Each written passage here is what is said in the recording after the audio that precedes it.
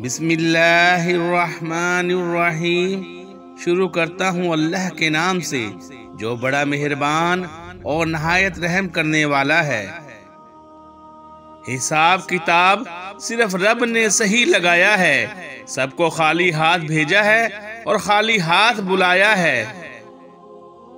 اور فجر کی نماز تو اللہ پاک سے وفا ہے، وہ جب راضی ہوتا ہے تو ہر چیز کو وسیلہ بنا دیتا ہے۔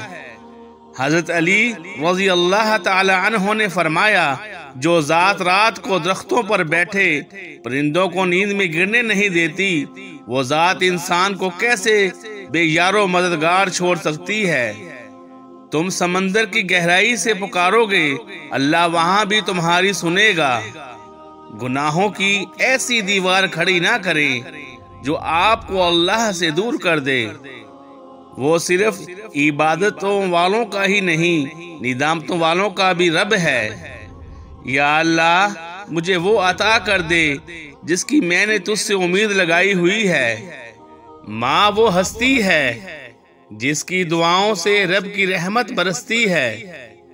پریشان کیوں ہوتے ہو؟ اللہ ہے نا تمہارا سب سے بڑا سہارا۔ کپڑے، شکل اور زبان اکثر جھوٹ بولتے ہیں۔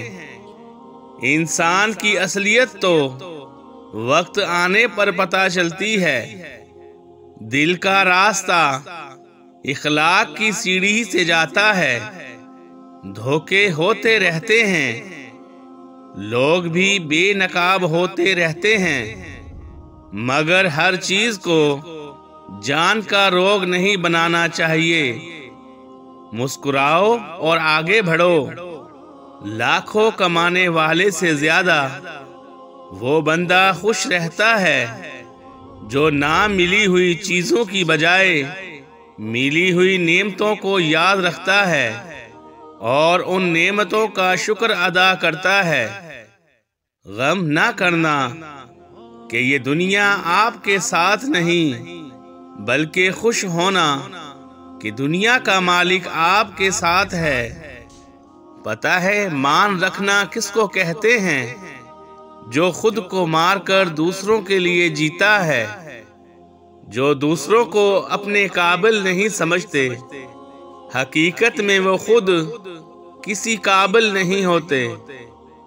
امیر وہ ہے جس کے دل میں دوسروں کے لیے احساس ہو۔ صبر ٹوٹ جائے تو بد دعا دینے کی ضرورت نہیں رہتی، آہا خود بخود نکل جاتی ہے۔ جن لوگوں کی تنہائیاں پاک ہوتی ہیں انہی لوگوں کی دعائیں قبول ہوتی ہیں۔ مشکل وقت میں ساتھ چھوڑ دینے والا کتنا ہی اپنا کیوں نہ ہو مگر دل سے اتر جاتا ہے۔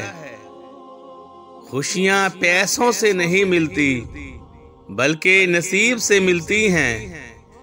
آپ کی آنکھیں اکثر وہی لوگ کھولتے ہیں جن پر آپ آنکھیں بند کر کے بھروسہ کرتے ہیں۔ جب تم کسی شخص کو اس کی دولت کی وجہ سے اسے عزت دینے لگو تو سمجھ لینا کہ تم نے اپنا ایمان کھو دیا۔ بے فکر ہو جاؤ، اللہ پاک مخلص دلوں کے ساتھ کبھی ناانصافی نہیں کرتے۔ کسی کے گھر جاؤ تو اندھے بن کر رہو اور باہر نکلو تو گونگے بن کر نکلو۔ جب دعا کرتے وقت تمہاری آنکھوں سے آنسو آنے لگیں تو سمجھ جانا کہ تمہاری دعا بارگاہ الہی میں قبول ہو چکی ہے۔ زیادہ سوچنا انسان کو ختم کر دیتا ہے۔ بس صبر کیا کرو اور دعا کیا کرو اور اپنے تمام معاملات اللہ پر چھوڑ دیا کرو۔ کسی کا دل اتنا مت دکھاؤ کہ وہ اللہ کے سامنے تمہارا نام لے کر رو پڑے، کیونکہ ٹوٹے ہوئے دلوں سے نکلی آہ عرش تک پہنچ جاتی ہے۔ جزاک اللہ